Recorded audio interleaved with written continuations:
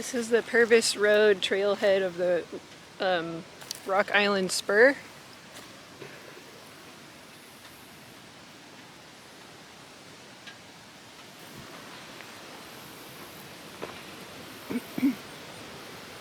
Katy Trail State Park, Rock Island Spur.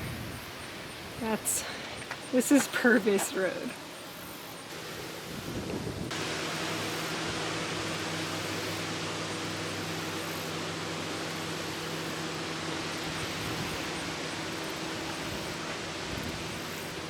You be lost here. In my previous video, we walked around downtown Pleasant Hill, Missouri, which is very close to where I am now. Right now we are at the Purvis Road trailhead, which is just a couple of miles outside of downtown Pleasant Hill to the south. But in my previous video, I had talked a little bit about my family history in the Pleasant Hill, Cass County area.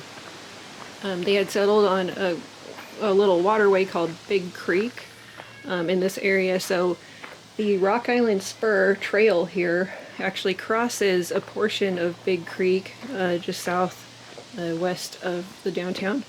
So I thought this was perfectly fitting to talk a little bit more about what I found in our family history. So J. Harry Clay was my great-grandfather. His dad was Andrew Moore Clay.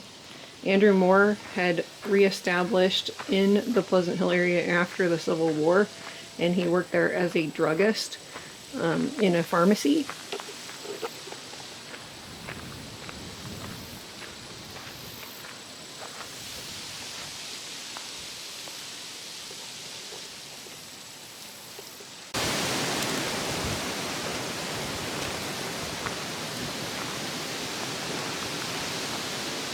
Between 1870 and 1880, he moved to Independence, Missouri. My grandfather was born my great-grandfather was born in Independence, Missouri in the mid-1880s. Again, his name is J. Harry.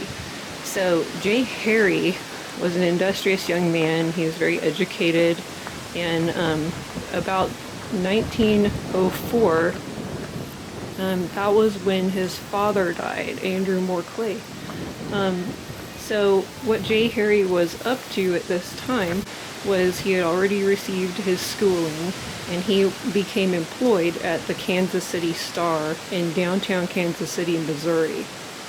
He was very young, and he started to work there. So in about 1904, his dad had died earlier that year. So what we found in our archives and photographs and things like that were passed down in my family was that his mom kept like a little autograph book, and sometime in 1904 he must have borrowed her autograph book to journal a trip that he went on later that year.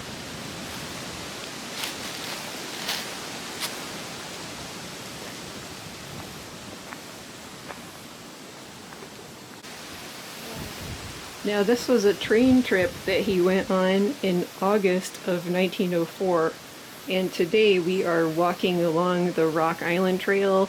This old train line trail, the Rock Island, I've talked more about this in one of my earlier videos. I talk about the history of the Rock Island train line in the video where I did the autumn bike ride through the Rock Island portion in Lee Summit, Missouri. But this is a different portion of the Rock Island line, but it's the same railroad line, so it has the same history. This railroad line was finished by the year 1904, the very year that my great-grandfather had gone on this train trip. The Rock Island line brought people from Kansas City to St. Louis, Missouri, just in time for the state fair, the World's Fair that was occurring in 1904 in St. Louis, Missouri. So it was a very significant time and very significant events that year in 1904.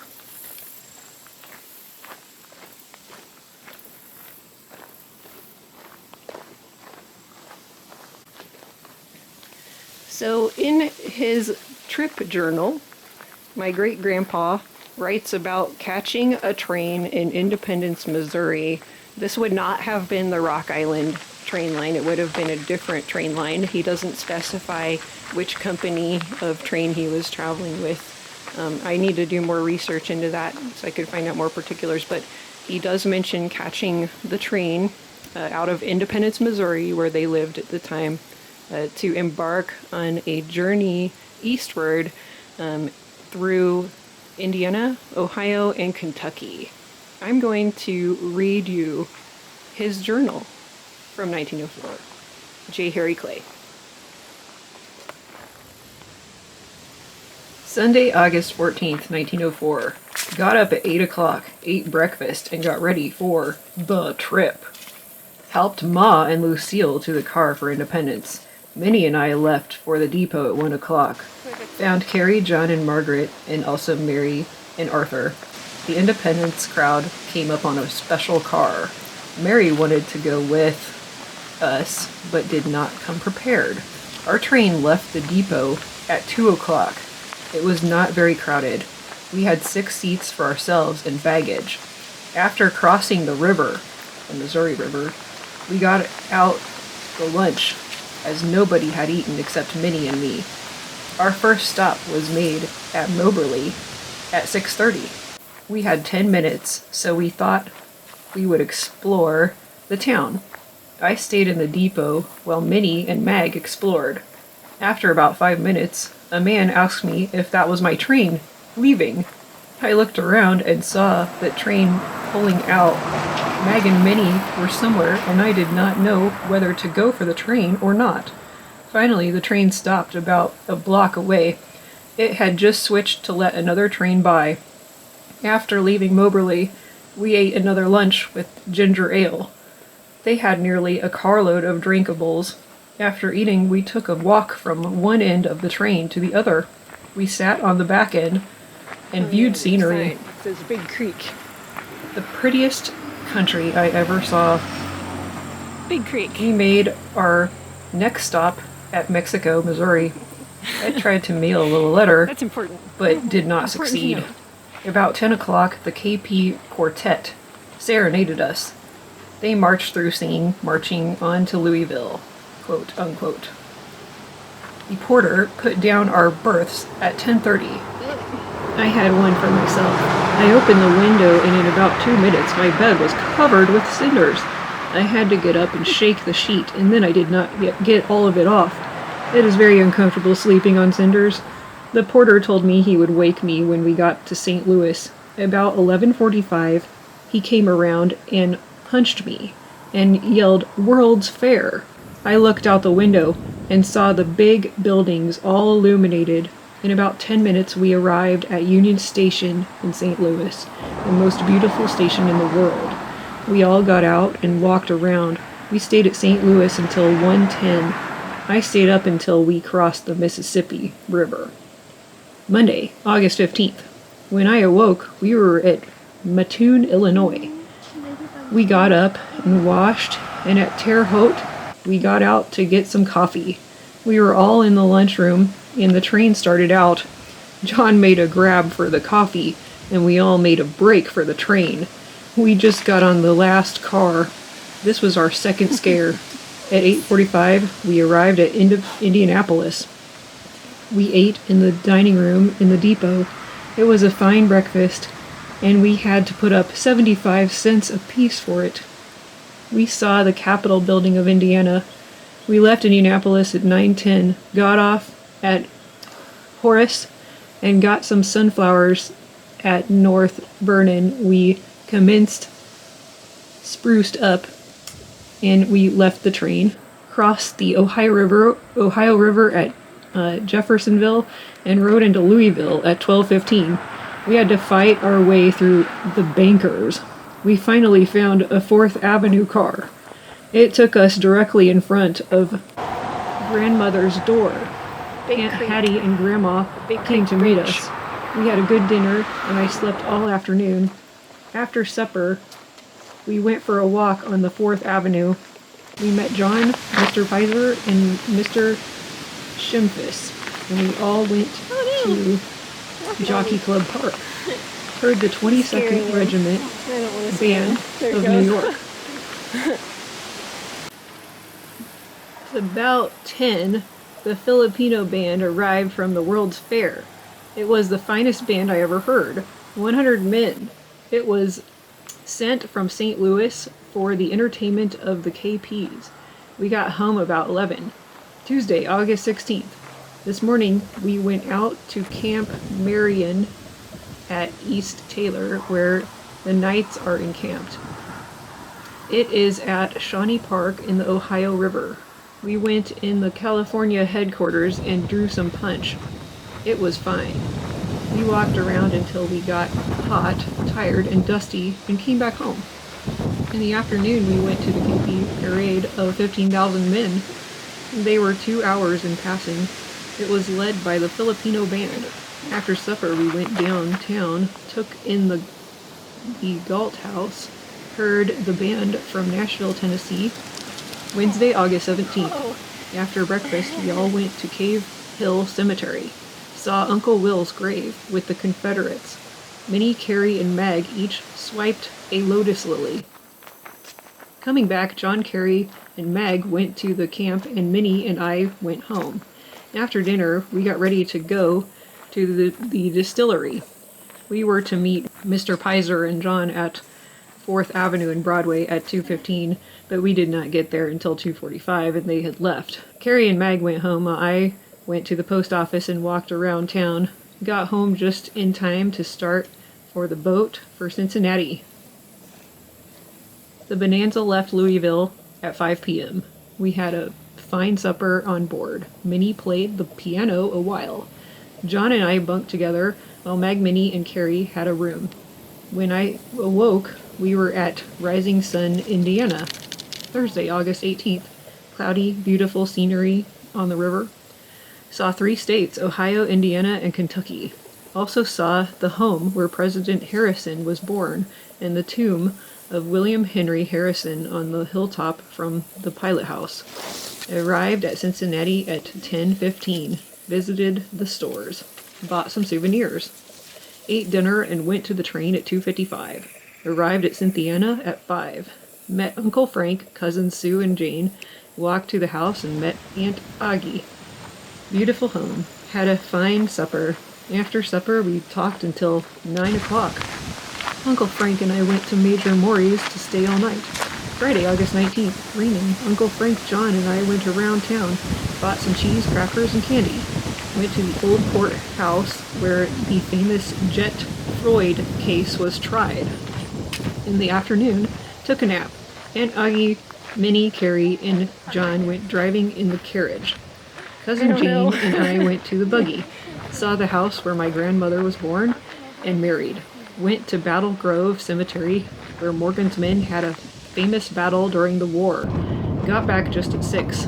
After supper, we went up in the town. Came back by the Christian church, the finest in Kentucky. After staying a while, Uncle and I went over to Major's to sleep.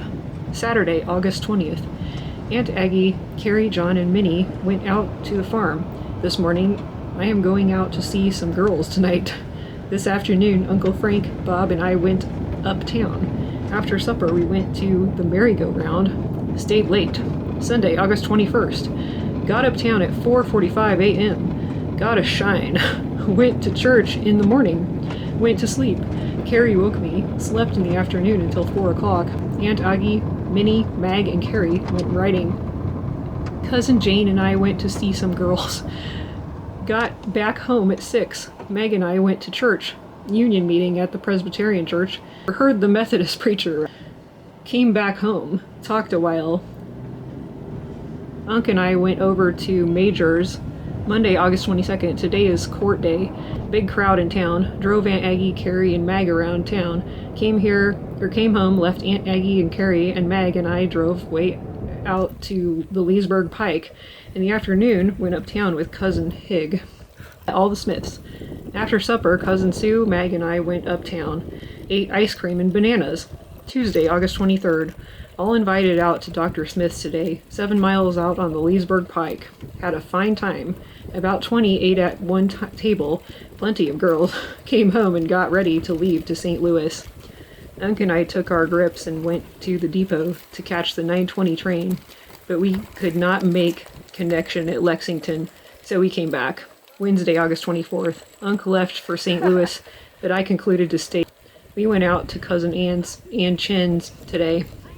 Mag, Minnie, Aunt Aggie, and I went to the carriage. Sue and Carrie went in the buggy. It took 14 miles on the Leesburg Pike.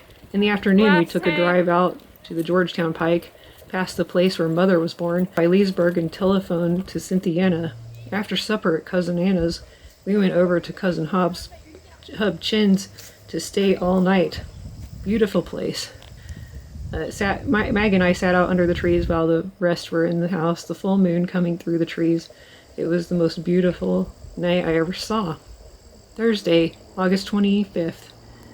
After breakfast, we went down to Leesburg to attend a Kentucky sale. Minnie bought some souvenirs. Saw the water witch. Started home at 3 o'clock. Stopped at Jacksonville to get some souvenirs. Went to the home of Cousin Mary Bell Holiday. Everything is just as she left it when she died. It is the prettiest home in the Jacksonville Pike. While we were at Cousin Mary Bell's, a dark cloud came out of the west. When we got to Broadwell, the wind commenced to blow. I thought it was going to blow the carriage over. We thought it was a cyclone for sure. After a while, the wind quieted down and it commenced to rain. It came down in sheets, but we did not get very wet. Got home at 6 and the sun was shining and the clouds were clearing away. Friday, August 26th, we went out to Cousin Higgs and Aunt Augie's farm. We had a good dinner, stopped at Broadwell, and Minnie got a souvenir and 20 cents worth of stick candy. We all weighed ourselves. Minnie weighed 151, Mag 145, and I weighed 155. We got home early in order that Minnie and Meg could catch the 5 o'clock train to Paris. Meg went on to Mount Sterling. Carrie and I are going to Paris tomorrow, Paris, Kentucky, and start for Louisville with Minnie. After seeing Mag and Minnie off, I went to the post office and found 3 letters. One for Mag and I forwarded it to her. After supper, I went uptown, brought home some bananas. Saturday, August 27th. Carrie and I left for Paris on the 10:27 train. Cousin Sue and Jane went to the depot with us. Arrived at Paris at 11. Minnie and Cousin Sally Stewart were there to meet us. We rode up in the bus. In the afternoon, Cousin Sally took us out to the Moore homestead, past the farm of Colonel Zeke Clay. We got back at 6 o'clock.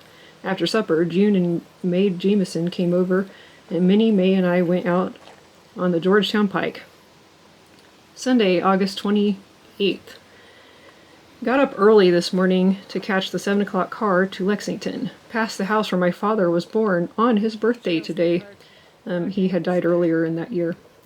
Saw the home of J.B. Haggins, the millionaire horseman.